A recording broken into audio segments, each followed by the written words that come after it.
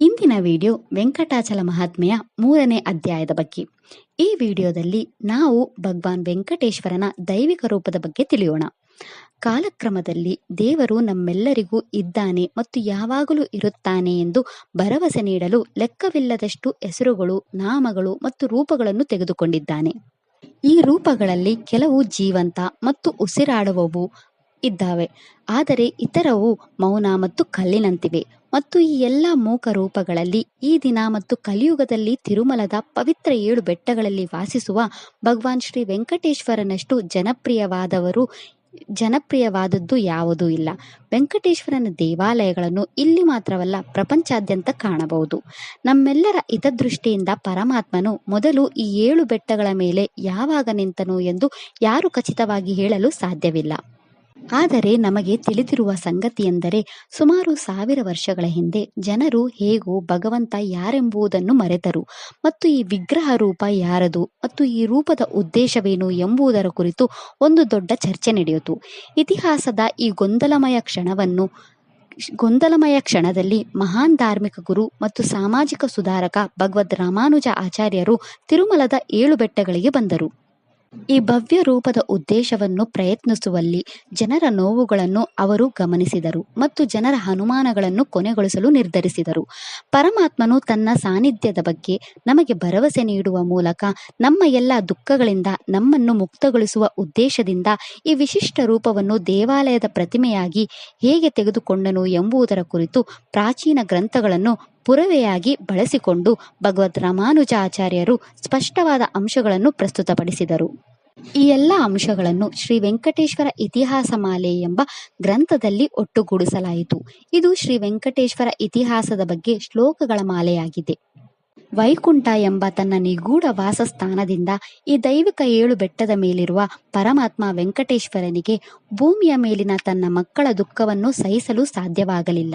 ಅದರಿಂದ ಭಗವಂತ ತಕ್ಷಣವೇ ಭೂಮಿಗೆ ಇಳಿಯಲು ನಿರ್ಧರಿಸಿದನು.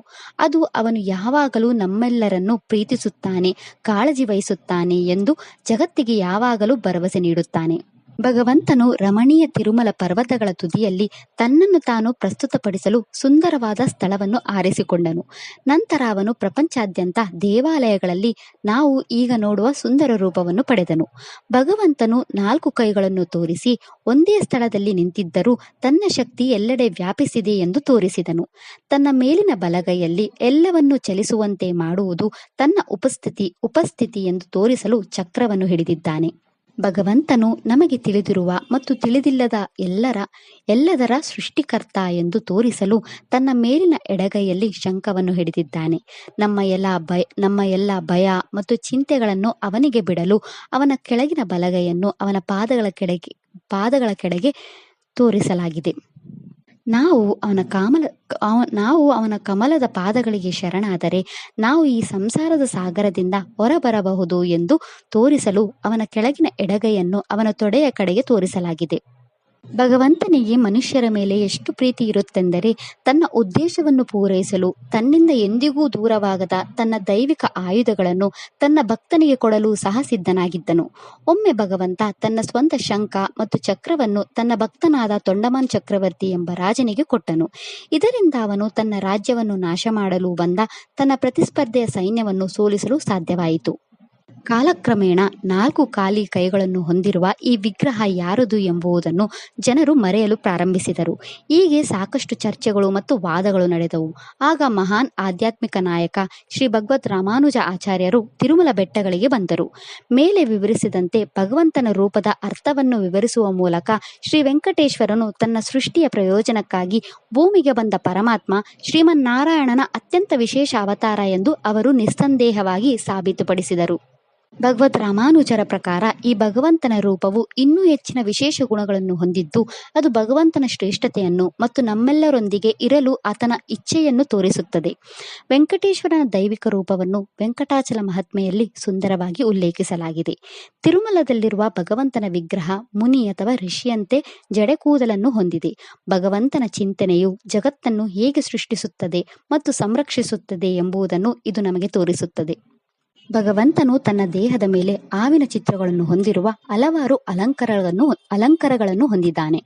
ಅವನು ವಿಶ್ರಾಂತಿ ಪಡೆಯುವ ಆದಿ ಬಹುತಲೆಯ ಸರ್ಪವಾದ ಆದಿಶೇಷನಿಂದ ಅವನಿಗೆ ಹಲವಾರು ರೀತಿಯಲ್ಲಿ ಸೇವೆ ಸಲ್ಲಿಸಲಾಗುತ್ತದೆ ಎಂದು ಇದು ತೋರಿಸುತ್ತದೆ. ಪುರಾಣಗಳು ಹೇಳುವಂತೆ ದೈತ್ಯ ತಾರಕಾಸುರನನ್ನು ಭೀಕರ ಯುದ್ಧದಲ್ಲಿ ಕೊಂದ ಪಾಪದಿಂದ ಮುಕ್ತಿ ಪಡೆಯಲು ಸ್ಕಾಂದನು ಇಲ್ಲಿ ವೆಂಕಟೇಶ್ವರನನ್ನು ಪೂಜಿಸಿದನು. ಕುಮಾರಸ್ವಾಮಿ ತನ್ನ ತಂದೆ ಶಿವನ ಸಲಹೆಯ ಮೇರೆಗೆ ದಿನಕ್ಕೆ 3 ಬಾರಿ ಇಲ್ಲಿನ ಪುಷ್ಕರಣಿಯಲ್ಲಿ ಸ್ನಾನ ಮಾಡಿ ಶ್ರೀನಿವಾಸನನ್ನು ಧ್ಯಾನಿಸುತ್ತಿದ್ದನು.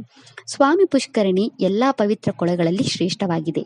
ಇದರಲ್ಲಿ ಪವಿತ್ರ ಸ್ನಾನ ಮಾಡುವುದರಿಂದ ನಮ್ಮ ಎಲ್ಲ ನೋವುಗಳು ಮತ್ತು ದುಃಖಗಳು ದೂರವಾಗುತ್ತವೆ. ಭಗವಂತನ ದೈವಿಕ ಆಯುಧಗಳ ಬಗ್ಗೆ ಒಂದು ಕುತೂಹಲಕಾರಿ ಕಥೆ ಇದೆ. ಸ್ಪಷ್ಟವಾದ ವಾದಗಳ ಹೊರತಾಗಿಯೂ 7 ಬೆಟ್ಟಗಳ ಮೇಲೆ ನಿಂತಿರುವ ಭಗವಂತನು ನಿಜವಾಗಿಯೂ ರೂಪದಲ್ಲಿ ಪರಮಾತ್ಮನೆಂದು ಒಪ್ಪಿಕೊಳ್ಳಲು ಇಷ್ಟವಿಲ್ಲದ ಕೆಲವರು ಇನ್ನೂ ಇದ್ದರು. ಅದರಿಂದ ಶ್ರೀ ಭಗವದ್ ರಾಮಾನುಜಾಚಾರ್ಯರು ಒಂದು ದೈವಿಕ ಪ್ರಯೋಗವನ್ನು ಮಾಡಿದರು. ಅವರು ಶ್ರೀಮನ್ನಾರಾಯಣ ಸೇರಿದಂತೆ ವಿವಿಧ ದೇವತೆಗಳ ಆಯುಧಗಳನ್ನು ಭಗವಂತನ ಪಾದಗಳ ಬಳಿ ಗರ್ಭಗುಡಿಯಲ್ಲಿ ಇರಿಸಲು ವ್ಯವಸ್ಥೆ ಮಾಡಿದರು. ನಂತರ ಅವರು ಗರ್ಭಗುಡಿಯ ಬಾಗಿಲುಗಳಿಗೆ ಬೀಗ ಹಾಕಿ ಕೀಲಿಯನ್ನು ವಾಸ್ತುನಿಷ್ಠ ವೀಕ್ಷಕರಿಗೆ ನೀಡಿದರು ಮತ್ತು ಸಂದೇಹವಾದಿಗಳನ್ನು ಬೆಳಗಿನವರೆಗೆ ಕಾಯುವಂತೆ ಕೇಳಿದರು. ಸೂರ್ಯೋದಯದ ಸಮಯದಲ್ಲಿ ದೇವಾಲಯದ ಬಾಗಿಲುಗಳನ್ನು ತೆರೆಯಲಾಯಿತು. ಎಲ್ಲರಿಗೂ ಆಶ್ಚರ್ಯವಾಗುವಂತೆ ಅದು ಇಂದಿಗೂ ಭಕ್ತರು ನೋಡುತ್ತಿರುವಂತೆಯೇ ಶಂಖ ಮತ್ತು ಚಕ್ರವನ್ನು ಹಿಡಿದುಕೊಂಡು ಭಗವಂತನು ತನ್ನ ಸಂಪೂರ್ಣ ಭವ್ಯತೆಯಲ್ಲಿ ಕಾಣಿಸಿಕೊಂಡನು. ಈ ಚಿಹ್ನೆಗಳು ಪರಮಾತ್ಮನಿಗೆ ಮಾತ್ರ ಸೇರಿರುವುದರಿಂದ ಭಗವಂತನು ನಿಜವಾಗಿಯೂ ಈ ದೈವಿಕ ರೂಪದಲ್ಲಿ ಭೂಮಿಗೆ ಬಂದಿದ್ದಾನೆ ಎಂದು ಈಗ ಎಲ್ಲರಿಗೂ ಮನವರಿಕೆಯಾಯಿತು. ನಂತರ ಶ್ರೀ ಭಗವದ್ ರಾಮಾನುಜ ಆಚಾರ್ಯರು ಇಂದಿಗೂ ನಾವು ನೋಡುತ್ತಿರುವ ಆಗಮಶಾಸ್ತ್ರಗಳ ಪ್ರಕಾರ ದೇವಾಲಯದ ವೇದಿಕ ಸಂಪ್ರದಾಯಗಳನ್ನು ಸ್ಥಾಪಿಸಲು ಪ್ರಾರಂಭಿಸಿದರು. ಈ ಸಂಪ್ರದಾಯಗಳಲ್ಲಿ ಕೆಲವು ನಮ್ಮೆಲ್ಲರ ಮೇಲೆ ಭಗವಂತನ ಅನುಗ್ರಹವನ್ನು ಸುರಿಸುವುದಕ್ಕಾಗಿ ಶುಕ್ರವಾರದಂದು ಹಾಲು ಮತ್ತು ಪವಿತ್ರ ನೀರಿನಿಂದ ಭಗವಂತನ ವಿಗ್ರಹದ ನಿಯಮಿತ ಅಭಿಷೇಕವಾಗುತ್ತದೆ. ಭೂಮಿಯನ್ನು ಪ್ರತಿನಿಧಿಸಲು ಮತ್ತು ನಮ್ಮೊಂದಿಗಿನ ಆತನ ಶಾಶ್ವತ ಸಂಪರ್ಕವನ್ನು ಸಂಕೇತಿಸಲು ಭಗವಂತನ ಹಣೆಯ ಮೇಲೆ ಶ್ವೇತ ಮೃತ್ತಿಕೆಯನ್ನು ಹಚ್ಚಲಾಗುತ್ತದೆ. ಮೋಹಿನಿ ಅವತಾರದಂತೆ ಭಗವಂತನ ಕಣ್ಣುಗಳ ಮೇಲೆ ಕಾಡಿಗೆಯನ್ನು ಹಚ್ಚುವುದರಿಂದ ಎಲ್ಲರೂ ಆತನ ಕರುಣಾಮಯ ನೋಟವನ್ನು ನೋಡಬಹುದು. ಧನುರ್ಮಾಸದ ಸಮಯದಲ್ಲಿ ಶ್ರೀಕೃಷ್ಣನ ವಿಗ್ರಹಕ್ಕೆ ಶಯನೋತ್ಸವ ನಡೆಸಲಾಗುತ್ತದೆ. ಶ್ರೀರಾಮನವಮಿಯ ಮರುದಿನ ಶ್ರೀರಾಮ ಕಲ್ಯಾಣ ನಡೆಯುತ್ತದೆ. ದೇವಾಲಯಗಳಿಂದ ಉತ್ಸವಗಳನ್ನು ನಡೆಸುವುದು. ಇದರಲ್ಲಿ ಪರಮಾತ್ಮನ ಉತ್ಸವ ಮೂರ್ತಿಗಳನ್ನು ಎಲ್ಲಾ ಭಕ್ತರು ವೀಕ್ಷಿಸಲು ಮತ್ತು ಪೂಜೆ ಸಲ್ಲಿಸಲು ದೇವಾಲಯಗಳಿಂದ ಹೊರಗೆ ತರಲಾಗುತ್ತದೆ. ವಾರದ 3 ದಿನಗಳ ಕಾಲ ಅಂದರೆ ಭಾನುವಾರ, ಸೋಮವಾರ ಮತ್ತು ಮಂಗಳವಾರ ಭಗವಂತನಿಗೆ ಮೋಹಿನಿ ಅಲಂಕಾರ ಮಾಡಲಾಗುತ್ತದೆ. ಪ್ರತಿ ಬುಧವಾರ ಪುಷ್ಪ ಅಲಂಕಾರ ಮಾಡಲಾಗುತ್ತದೆ. ಪ್ರತಿ ಗುರುವಾರ ಭಗವಂತನ ನಿಜಪಾದ ದರ್ಶನ ಮಾಡಿಸಲಾಗುತ್ತದೆ. ಶುಕ್ರವಾರದಂದು ಎಲ್ಲ ಆಭರಣಗಳು ಮತ್ತು ವಸ್ತ್ರಗಳೊಂದಿಗೆ ಸಾಮಾನ್ಯ ಅಲಂಕಾರ ಮಾಡಲಾಗುತ್ತದೆ. ಭಗವಂತನ ದಿವ್ಯ ಆಯುಧಗಳಿಗೆ ಮೊದಲ ಆರಾಧನೆ ಮಾಡಲಾಗುತ್ತದೆ. ಭಗವಂತನಿಗೆ ಅಭಿಷೇಕ ಮಾಡುವಾಗ ವೇದ ಮಂತ್ರಗಳನ್ನು ಪಠಿಸಲಾಗುತ್ತದೆ. ಶತಮಾನಗಳಿಂದ ಸ್ಥಳೀಯ ಪುರೋಹಿತರು ಆಗಮಶಾಸ್ತ್ರಗಳಿಗೆ ಅನುಗುಣವಾಗಿ ಶ್ರೀನಿವಾಸನನ್ನು ಪೂಜಿಸುತ್ತಿದ್ದಾರೆ. ಆಗಮಶಾಸ್ತ್ರವು ಪರಮಾತ್ಮನಿಗೆ ಆರಾಧನೆಯ ಆಚರಣೆಗಳನ್ನು ರೂಪಿಸಿದ ಪ್ರಾಚೀನ ಸಾಂಸ್ಕೃತಿಕ ಗ್ರಂಥವಾಗಿದೆ. ಭಗವತ್ ರಾಮಾನುಜರು ಮೊದಲು ಈ ಆರಾಧನಾ ಪದ್ಧತಿಯನ್ನು ಪ್ರಾರಂಭಿಸಿದರು. ದೈವಿಕ ಆಳ್ವಾರರು ಬರೆದ ಶ್ಲೋಕಗಳನ್ನು ಭಗವಂತನ ಪೂಜೆಯ ಸಮಯದಲ್ಲಿ ಪಠಿಸಲಾಗುತ್ತದೆ. 7 ಬೆಟ್ಟಗಳ ಭಗವಂತ ಎಲ್ಲರಿಗೂ ಹೇಗೆ ಇದ್ದಾನೆ ಎಂಬುದನ್ನು ಜಗತ್ತಿಗೆ ತೋರಿಸುವಲ್ಲಿ ಆಳ್ವಾರರು ಬಹಳ ಸ್ಪಷ್ಟವಾಗಿದ್ದರು. ಆಳ್ವಾರರು ರಚಿಸಿದ ಪವಿತ್ರ ಶ್ಲೋಕಗಳು ತಿರುಮಲದಲ್ಲಿ ಶ್ರೀನಿವಾಸನ ಪ್ರತಿಯೊಂದು ಪೂಜೆಯ ಭಾಗವಾಗಿದೆ. ನಂತರ ಶ್ರೀ ಭಗವದ್ ರಾಮಾನುಜ ಆಚಾರ್ಯರು ತಿರುಪತಿಯಲ್ಲಿ ತೀರ್ಥಯಾತ್ರೆ ಮತ್ತು ಕಲಿಕೆಯ ಕೇಂದ್ರವಾಗಿ ಸ್ಥಾಪಿಸಲು ಮುಂದಾದರು. ಆದರೆ ಅವರು ಹಿಂತಿರುಗುವ ಸ್ವಲ್ಪ ಸಮಯದ ಮೊದಲು ಭಗವಂತನು ತನ್ನ ದೈವಿಕ ಚಿಹ್ನೆಗಳನ್ನು ಸ್ವೀಕರಿಸಿದ ಪವಾಡಕ್ಕೆ ಸಾಕ್ಷಿಯಾಗಿದ್ದ ಸ್ಥಳೀಯ ಯಾದವ ರಾಜ ತಕ್ಷಣ ಭಗವತ್ ರಾಮಾನುಜರನ್ನು ತಮ್ಮ ಶಿಷ್ಯನನ್ನಾಗಿ ಸ್ವೀಕರಿಸುವಂತೆ ವಿನಂತಿಸಿಕೊಂಡನು. ಭಗವತ್ ರಾಮಾನುಜರು ಅದಕ್ಕೆ ಒಪ್ಪಿಕೊಂಡು ಸಂಪ್ರದಾಯದ ಪ್ರಕಾರ ಶ್ರೀನಿವಾಸರ ಈಗ ಹೊತ್ತಿರುವ ಅದೇ ಚಿಹ್ನೆಗಳಿಂದ ರಾಜನ ಭುಜಗಳನ್ನು ಗುರುತಿಸಿದರು ಮತ್ತು ಅವರಿಗೆ 3 ಪವಿತ್ರ ಮಂತ್ರಗಳೊಂದಿಗೆ ದೀಕ್ಷೆ ನೀಡಿದರು. ಯಾದವ ರಾಜನು ಶ್ರೀ ವೆಂಕಟೇಶ್ವರ ಭಕ್ತಿಯ ಸಂದೇಶವನ್ನು ಹರಡುವಲ್ಲಿ ಭಗವತ್ ರಾಮಾನುಜಾಚಾರ್ಯರ ವಿಶ್ವಸನೀಯ ಸಹಾಯಕನಾದನು. ಜನರ ಮನಸ್ಸಿನಿಂದ ಉಳಿದಿರುವ ಎಲ್ಲ ಅನುಮಾನಗಳು ಮತ್ತು ಭಯಗಳನ್ನು ಹಾಕುವಲ್ಲಿ ಭಗವತ್ ರಾಮಾನುಜ ಆಚಾರ್ಯರು ಭಗವಂತನ ಪರಮ ಕರುಣಾಮಯಿ ವಿಗ್ರಹವನ್ನು ಭಕ್ತರು ಸ್ಪಷ್ಟವಾಗಿ ನೋಡಬೇಕೆಂದು ಭಾವಿಸಿ ಅದರಿಂದ ಭಗವತ್ ರಾಮಾನುಜಾಚಾರ್ಯರು ಹತ್ತಿರದ ರಾಜನಿಗೆ ಸುಂದರವಾದ ದೇವಾಲಯವನ್ನು ನಿರ್ಮಿಸಲು ಕೇಳಿಕೊಂಡರು. ರಾಜನು ತಕ್ಷಣವೇ ಭಗವಾನ್ ಶ್ರೀನಿವಾಸನಿಗೆ ಸುಂದರವಾದ ದೇವಾಲಯವನ್ನು ನಿರ್ಮಿಸಿದನು.